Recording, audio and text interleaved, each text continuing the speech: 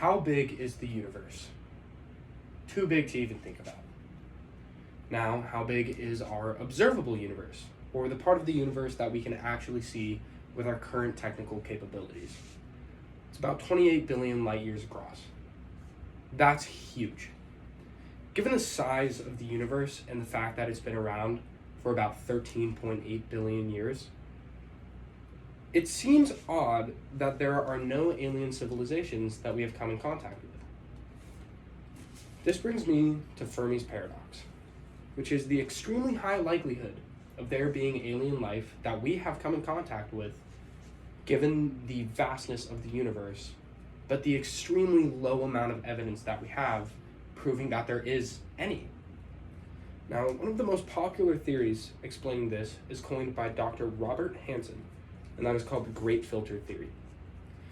The Great Filter Theory notices that space near us is quiet, which indicates that there is some sort of barrier or filter that all planets and all theoretical alien civilizations have to overcome to become interplanetary and see life other than their own.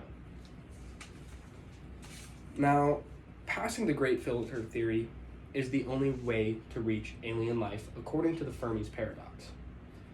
Now, there are a multitude of reasons for us being stuck in Fermi's paradox and not having seen alien life, but the two most likely are that we have not yet passed our Great Filter, or that this Great Filter, according to the Great Filter Theory, may be so great that it is unpassable and thus no alien life exists that we will ever come in contact with.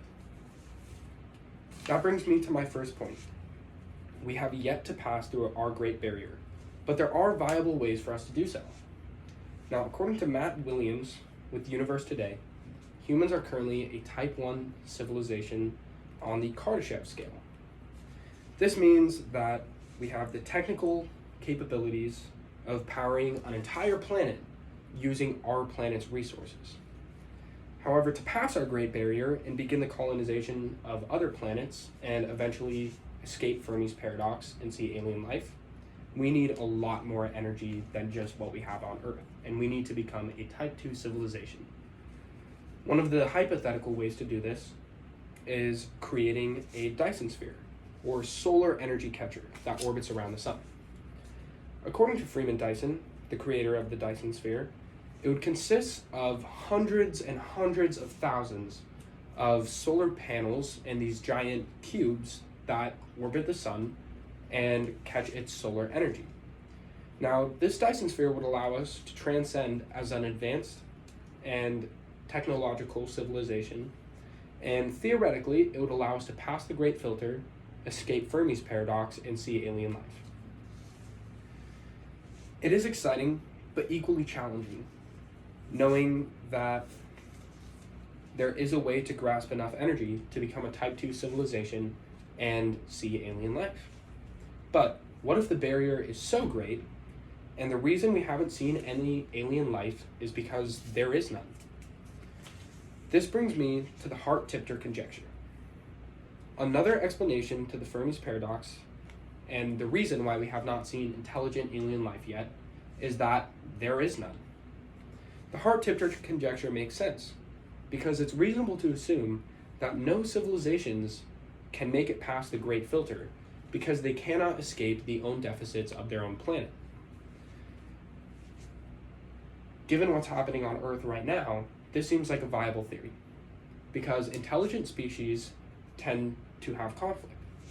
And the reason this theory is very possible is because with global warming and political discourse, wars, and nuclear threats, it is reasonable to assume that no technologically advanced civilization, whether it be us or any other alien civilization, can make it past the Great Barrier because we are stuck with our own internal conflicts as a planet. Given the vastness of this universe, Fermi's paradox is quite peculiar, as the lack of evidence of alien life does not correspond with the high likelihood of finding it. The possible explanations to this include the fact that we have not yet passed through our Great Filter as a civilization, and the theory that that filter is not able to be passed through at all. Either way, it is a scary yet exciting step as our journey as a civilization to try and reach a higher level of intelligence and technological capabilities. People like Elon Musk are already cultivating our technology to become an interplanetary civilization.